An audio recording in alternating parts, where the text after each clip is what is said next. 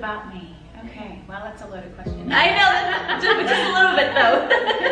Hey guys, welcome to Words Matter. Thank you so much for joining us today. Yes, I don't know if you realized and you noticed, but this shirt here and this headband is Casita Curvy. So I'm just giving it a little shout out. Today I have a very special guest with me, just like every other guest is special on my show. But today I have Stacey Beckley. All right, Stacey, tell us a little bit about you. What is it that you do? What are you into? A little bit about me. Okay, well, that's a loaded question. I know, just a little bit though. So I am an actress and a fitness model. I'm a mom of 2 young boys and a kickboxing coach. What did you start off with first, as far as the careers go, like kickboxing or acting? What did you start off with first? I've had a pretty interesting journey, actually. I started out as a nurse. Okay. And a nurse practitioner.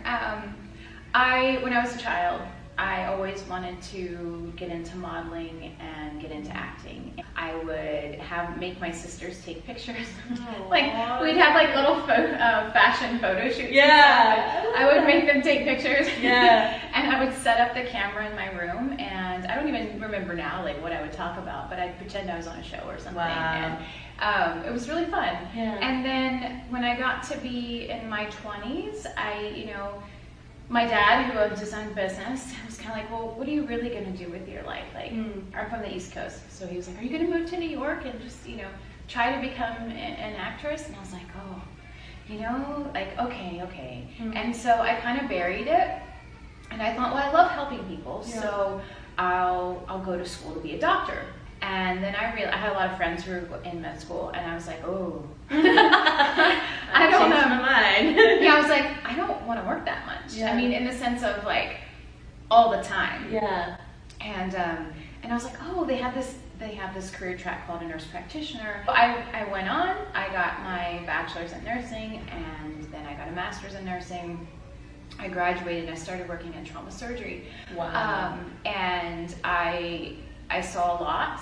And then I moved out to California as a travel nurse. And most recently I was working up at Stanford in skin and wound care. And at some point I was miserable with how my life was. I was unhappy in my marriage at the time, and I just broke down crying one day in the kitchen. And I was like, I can't do this anymore. And then about a week later, I had a really severe episode of chest pain. So the kind that the doctors tell you about for women, as far as like, you're clutched over, you're having, you get a little dizzy, you have left arm weakness, all that. And I had chest pain in the past, but it was always just dismissed as just being, you're a female, you're stressed out, it's nothing, it can't be anything, you're too young. Yeah. So even as a medical professional, I just told myself it was, I said it's nothing. Wow. But this time was different. I knew something was wrong. So I went to get it checked out where I worked, and there happened to be a bridge specialist at Stanford, Dr. Ingela Schnicker, who's amazing woman. She saved my life. So I saw her, and I found out that I had a myocardial bridge, which is like an inch of my artery, which is your artery is supposed to be on the outside of your heart, was buried inside of my heart when I was born. So it was congenital. I never knew I had it, but it explains why I always had chest pain growing up. I found it became worse because I had been exercising so much. I was running to burn off the stress. And I mean, I was running like 24 miles a week. I was running. I had been in 8 races and a half marathon. So I got sick, and I said, I can't live my life like this. Yeah. I can't take care of my kids. We need to fix it. Yeah. And they said, you're so young, you wouldn't have open heart surgery to fix it. And I was like, fix it. I want to live my life. So I went in 2015, and I will never forget, as I was rolling through the doors, I prayed to God, to the universe, to myself, and I just said, if I make it through this and I don't have any complications, meaning I can fully live my life and be healthy, I promise to always do what I've always wanted to do with my life, and to make a positive difference in as many people's lives as I absolutely can every single day. So break that down. What do you mean by what you always wanted to do? Do you feel like you were living a life of what you felt like you had to do? Absolutely. I really did. And I think I felt like that from the beginning when I was making a decision. Do I go to New York or do I go to school? And it got worse because then I had all these degrees and these expectations, and I was like, oh, I can't. Now I have to do something with them. Yes, I can't quit now. I'll look like a fool, you know. Right. So I kept going. Yeah. But that was really an eye-opening moment for me. Yeah. I always felt like there was something burning in my heart to do with my life that was different than what I was doing. And I could never explain it, but I never felt full. I never felt like satisfied. I never felt like I was doing what I was meant to do. And that always deeply bothered me. Yeah. And it was probably one of the reasons why I was never happy and never truly happy with myself, and never truly happy in like past relationships, because I was always searching for something else, but I didn't know what that something else was. Yeah. But yeah, so after I had surgery, it took me like, I don't know, 8 months to heal, a long time. But once I was healed, I got a call from actually Delina here at John Casablancas and saying, you should come in. And I thought, what? Are you crazy? I think actually I had reached out to try to find a modeling agency for my youngest son. And then she called me, and I was like, well, I had just had surgery a year ago, so I was like 50 pounds overweight. Yeah. I wasn't comfortable with myself. Yeah. But you remember because that's when I met you. Yeah. My hair was like this short, and it was red. Yeah. Do you remember? I do remember. I remember exactly how you came in. Yeah. So funny. Yeah. So I thought, these people are crazy. And then I came in and I talked to her, and I talked to Francis, and I talked to Kathy, and they were like, okay, we'd love to have you. And I was like, oh my goodness, people really are. I don't know what they're thinking. But I was like, okay, all right, I'll do it. Yeah. I'll try it out. And so I started taking the classes and learning how to do headshots and everything that goes along with it. Yeah. And I learned so much from Frances. Yeah. And then I was like, okay, like this modeling thing is really this could be something. Yeah. This is cool. And then I was even working on myself too to try to feel better about like my look and where I wanted to be and that sort of thing. But I remember, I'll have to find it. Francis, I'm sure, has it. He posted something about me being an actress, and I laughed. He was like something about me doing that, and I just laughed, and I was like, he's crazy. What's he talking about? Yeah. Like, no, I just want to do modeling. Yeah. But I guess he saw that little flame that had like inside of me that had almost died, and I didn't even see it. Yeah.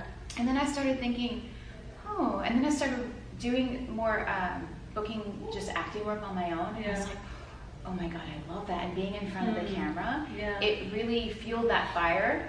And it started reminding me of all these, like I was having all these flashbulb moments of my childhood where I would do all this stuff. And I thought, oh my God, this is amazing.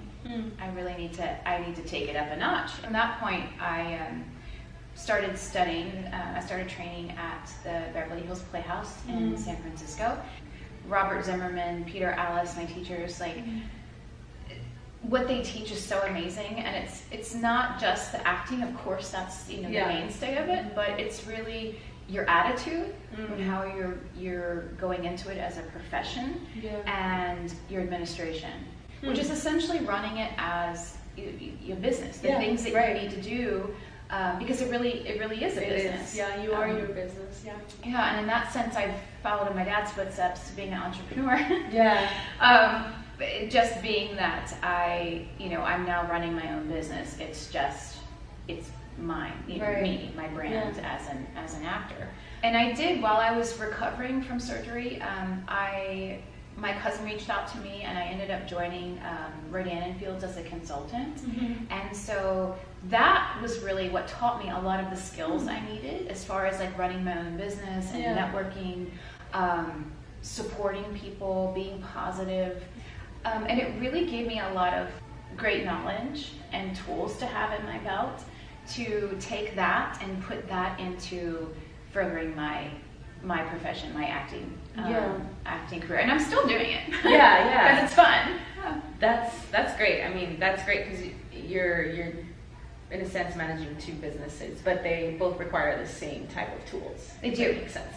Okay, so let's talk about the battles that you probably had in your mind being an educated woman coming out of school with 3 degrees and then going into acting, which is like, you don't necessarily need a degree. It would be cool if you have one, but you don't necessarily need one. So what were the battles that were going on in your mind, through that?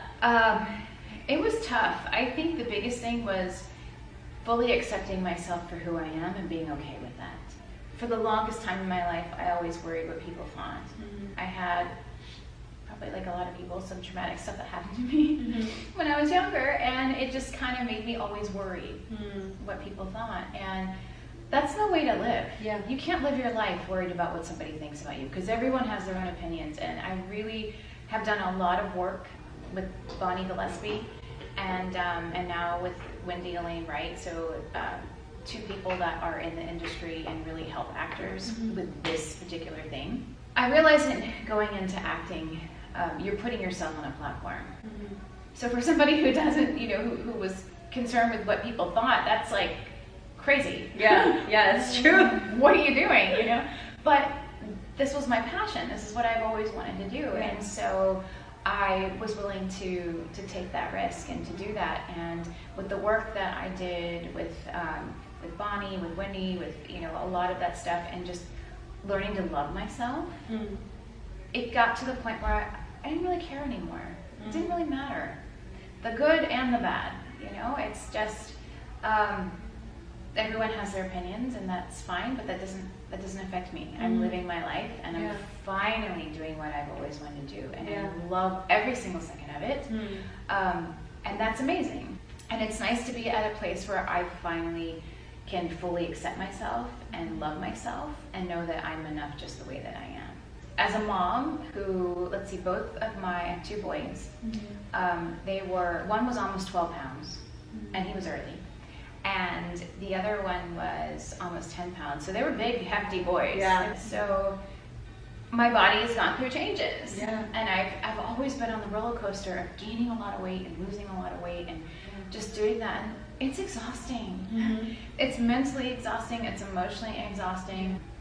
I got to the point where maybe a year ago, I had a miscarriage.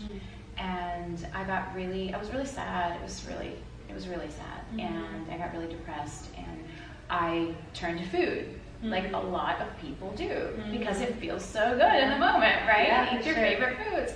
So I think I spent 3 months eating what I wanted to and sitting and watching Netflix. Yeah. And as much as I love the Queen, it did not serve me to sit there and binge turn watch you into that. a queen. It did not turn me into a queen. No, it did not. And it's like a cycle. I got myself into a negative cycle. I felt bad. I ate stuff that ended up being bad for me, even though in the moment it felt good. Right. And I was inactive, and then it just kept going. I was acting still at the time, so I was still going to classes. I was still, working. And at the time, I didn't feel good. I didn't feel comfortable. I didn't feel confident at all. Yeah. But I decided, I'm just going to embrace where I'm at. And so I went to the store. I got size 14 clothes, and I just was like, I'm happy to be me, and this is how I am right now, and that's okay. I'm going to embrace it. And then I started thinking about where the trajectory, like where I wanted my acting career to go. I wanted those lead action roles, and I knew, just the way the industry is, I knew that I would have to be in better shape to be able to really get those roles. And that was okay. And so I started a journey. I started working out and eating healthy, and I pretty much tracked the whole thing on Instagram.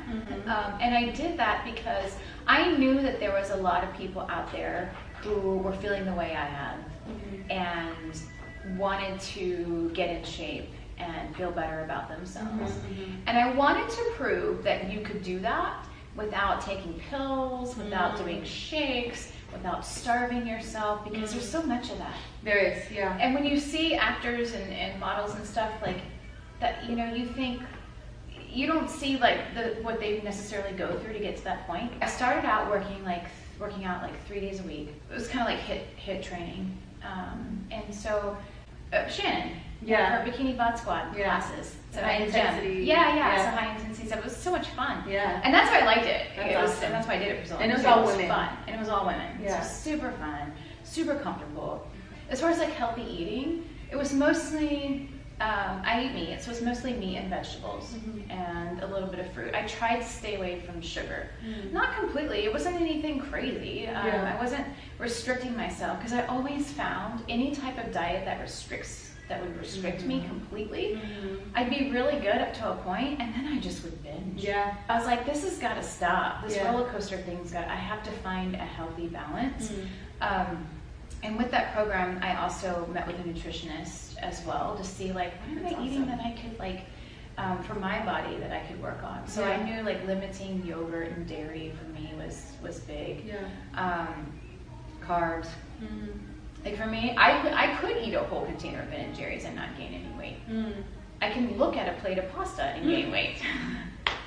I really, so I knew that like I had to just limit it. Yeah. And like with anything in life, I feel like it's like moderation. Yeah. So, you know, I would have a beer, I would have a couple, I would have, you know, a glass of wine or two, and not feel guilty about it, because one, I knew moderation was key. Yeah. And I also knew it was going to be a journey. It was going to take me some time. Yeah. And it took me a year.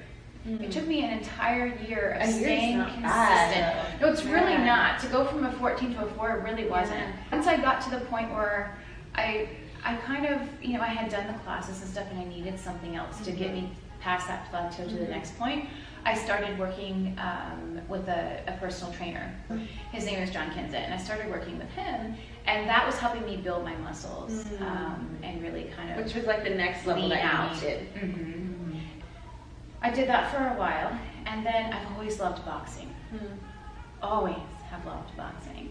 And he boxes, and he works with a coach, and so I hired him as my boxing coach, and then we started training. I got to the point where I was like in the best shape of my life, and I had been doing the kickboxing for a while, and then they asked me to join the team as a coach. That's awesome. Which is so much fun, because I get to work with so many people, and I get to empower so many people and help them. And you know, if someone says, I see them struggling, like, I would go down and do burpees one-on-one with you to make sure you finish, because it's a mental thing more than a physical thing, really. Totally. The physical aspects of it are amazing, what it can do to transform your body with boxing and kickboxing. But it's really the mental stamina. It's the perseverance, the resilience. And I've always been the type of person, like, you never give up. You get knocked down and you get back up. But training in that regard has really helped me. Once you get past that mental block, you can really, really do anything. And I truly, truly believe that people can do anything they set their mind to, as long as they're willing to do the work. And it's really the consistent work on a daily basis that you need to do to get you to where you want to be. When you feel fit and you feel healthy, you feel better about yourself. And so that gives you more confidence to be able to do things that maybe you otherwise didn't think you could do. I work as a fitness model now, and that's always has just been a dream of mine to do that alongside acting.